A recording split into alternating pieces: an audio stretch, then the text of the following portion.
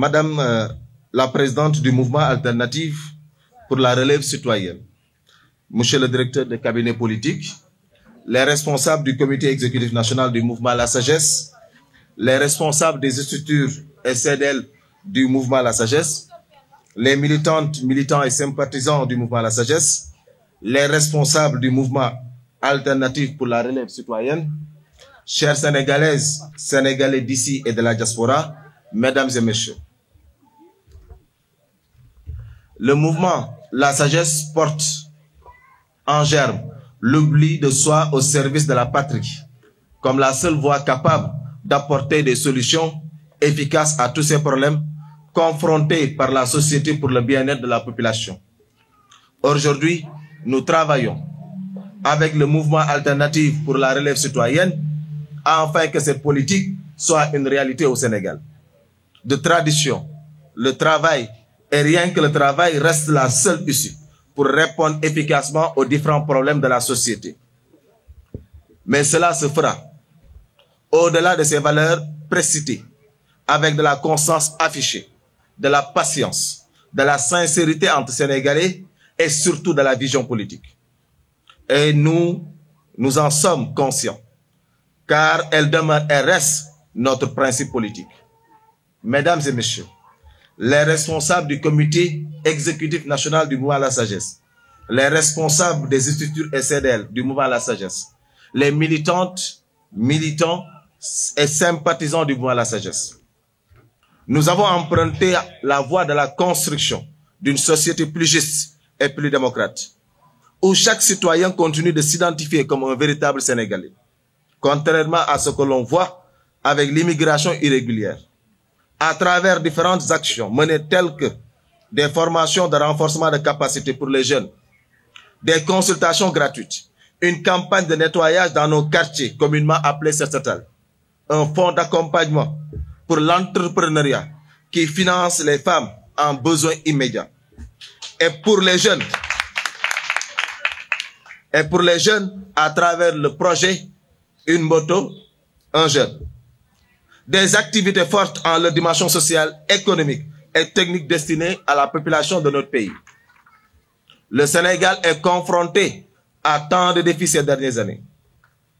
Notre conversation intérieure est si forte.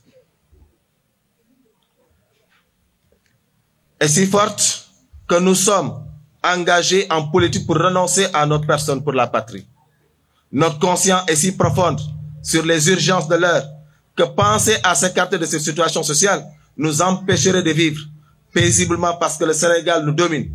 Cette attitude positive est le fruit de notre amour envers notre chère patrie. Nous sommes capables de grandes choses, à condition d'un soulèvement de notre sursaut patriotique pour le rayonnement de notre pays. Voilà ce en quoi notre alliance est faite. Mesdames et messieurs, la présidente du mouvement alternatif pour la relève citoyenne, le directeur de cabinet politique, les responsables du mouvement alternatif pour la relève citoyenne, le mouvement La Sagesse dans sa création se berce dans l'action politique positive et non plutôt dans la manipulation. Les invectives, le populisme, la corruption, l'indiscipline, le culte de la haine et des manœuvres malsaines tendant à diviser le peuple.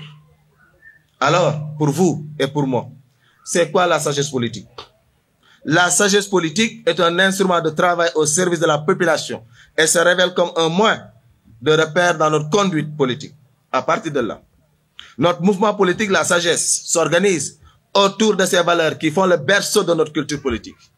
En effet, nous mettons en avant la voie de la sagesse politique, dont nous incarnons à travers un projet de société qui exige des réformes pour la construction d'une citoyenneté démocratique et structurelle dont notre pays a urgemment besoin.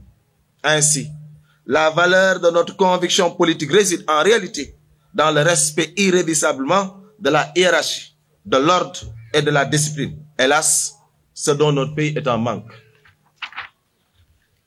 Voilà en quoi les responsables s'engagent tout naturellement dans la voie de la sagesse politique. Dans le cadre de la gouvernance politique, notre participation aux élections législatives et notre implication dans la gestion des affaires publiques dénotent de notre patriotisme éclairé, affiché dans notre devise « Oui, l'honneur pour tous ». Une occasion pour moi, à ma qualité du président du mouvement La Sagesse, de vous remercier pour votre engagement au service de la communauté. Chers Sénégalaises et Sénégalais d'ici et de la diaspora, mesdames et messieurs, le pays est en face de son destin. À la date du 25 décembre 2024, le Sénégal organisera des élections présidentielles dans un climat ouest-africain et mondial très tendu, sans compter la répartition des richesses tirées de l'exploitation de notre pétrole et de notre gaz. Devant une telle situation géostratégique complexe, la responsabilité de chacun est engagée pour qu'ensemble nous puissions continuer à bâtir une société stable et généreuse sous la gouvernance d'une personnalité forte, ouverte au monde et humaniste. Ainsi, de tous ces candidats déclarés, le samedi 20 janvier 2024, une liste a été publiée par le Conseil constitutionnel. Notre choix est orienté vers la présidente de la coalition Relève Alternative, Anta Babacar 2024, en l'occurrence, Madame Anta Babacar Ngom. En tout état de cause, la présidente, Madame Anta Babacar Ngom, répond, bien entendu, favorablement à tous nos critères. Son immense parcours professionnel, son sens d'écoute, son pragmatisme aux décisions, son courage aux investissements, avec tous les risques qu'elle implique, sa maîtrise des procédures publiques et privées, son humanisme installe naturellement la proximité entre elle et les chers compatriotes. Ainsi, j'invite alors toutes les Sénégalaises et Sénégalais d'ici et de la diaspora à nous rejoindre et à voter Anta Babacar Ngom pour la victoire de la coalition alternative Anta Babacar Ngom 2024 au soir du dimanche 25 février 2024. Aujourd'hui, certains responsables politiques haussent le ton pour prêcher le report de ces élections présidentielles.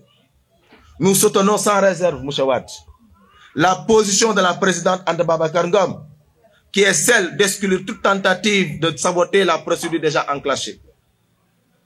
C'est ainsi que prend fin ma déclaration. À partir d'aujourd'hui, les travaux sont officiellement lancés. Je vous remercie de l'écoute.